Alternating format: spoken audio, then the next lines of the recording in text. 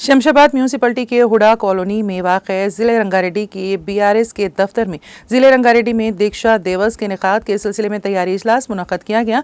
इजलास में साबिक़ रियासती वज़रा मोहम्मद महमूद अली, सबिता इंदिरा रेड्डी, मेहमानान ख़ुसूसी के अलावा मंची रेड्डी, किशन रेड्डी, साबिक़ अरकान असम्बली जयपाल यादव और अंजैया ने शिरकत की। इस मौके पर मुनक़्क़दा इजलास से साबिक़ रियासती वज़रा मोहम्मद महमूद अली और सबिता इंदिरा रेड्डी ने खिताब करते हुए रियासत में बरसर इक़्तिदार कांग्रेस हुकूमत को अपनी शदीद तनक़ीद का निशाना बनाते हुए कहा कि कांग्रेस हुकूमत के क़याम के अंदरून एक साल तमाम महाजों पर पूरी तरह नाकाम हो चुकी हैं। उन्होंने कहा कि तेलंगाना के साबिक़ वज़ीर आला के चंद्रशेखर राव ने रियासत तेलंगाना की जदोजहद की। उन्होंने कहा कि तेलंगाना तहरीक 2001 में केसीआर ने शुरू की थी ताकि तेलंगाना के अवाम की 60 साल की उमंगों को पूरा किया जा सके और इसका आगाज़ 29 नवंबर को हुआ।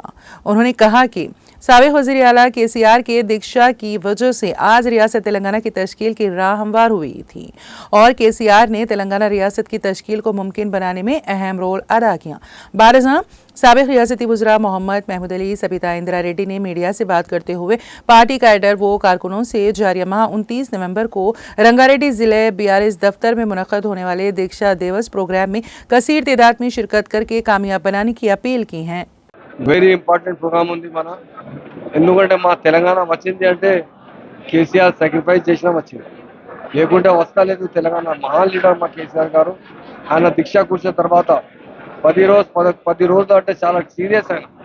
అప్పుడు ప్రొఫెసర్ జయశంకర్ గారు ఉన్నారు, విద్యాసాగర్ గారు ఉన్నారు, మధుసూదన్ చారి గారు ఉన్నారు, కేటీఆర్ గారు ఉన్నారు, హరీష్ రావు గారు ఉన్నారు, కవిత మేడం ఉన్నారు. అందరి పోయి ఆయనతో అపీల్ చేశారు, సార్ మా బర్త్ క్యాన్సిల్ చేశారు, మరణ్ బాద్ మీ సీరియస్ డాక్టర్స్ అడ్వైజ్ ఇచ్చిన మీకు ఛాన్స్ తక్కువ అవుతున్నారు, మీ బీపీ చాలా డౌన్ అయింది. కేసీఆర్ గారు ఒకటి మాట చెప్పారు, నేను చచ్చిపోతే పర్వాలేదు, నేను చనిపోతే పర్వాలేదు, మన తెలంగాణ మనకు కావాలి.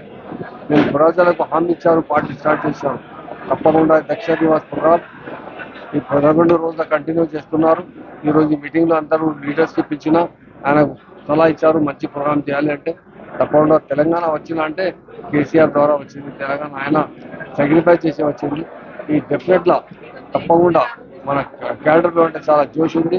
ఈ ప్రోగ్రామ్ సక్సెస్ఫుల్ చేయాలని అందరితో అప్పీల్ చేస్తాను. రేవంత్ రెడ్డి గారు గౌరవ ముఖ్యమంత్రిగా నియోజకవర్గం అక్కడున్న రైతులు, గిరిజన రైతులు కానీ, దళిత రైతులు కానీ, బీసీ రైతులు ఎక్కువ మట్టుకు వాళ్ళే ఉన్నారు. వాళ్ళు చాలా స్పష్టంగా మేము ఇవ్వము, ల్యాండ్ భూమి మేము ఇవ్వమని చెప్తున్నా కూడా ఫార్మా సిటీ పెడతానని చెప్పేసి, ఫార్మా విలేజ్ అని చెప్పేసి ఏదో ల్యాండ్ అక్వైర్ చేస్తున్నారు. వాళ్ళు పడ్డ ఇబ్బందులు నేషనల్ కమిషన్ వాళ్ళు కూడా ఇక్కడికి వచ్చిన్నారు, హెచ్ఆర్సీ వాళ్ళు, నేషనల్ హెచ్ఆర్సీ వాళ్ళు కూడా ఇక్కడికి వచ్చిన్నారు, మానవ హక్కుల సంఘం వాళ్ళు. అదే కాకుండా మహిళా సంఘానికి కానీ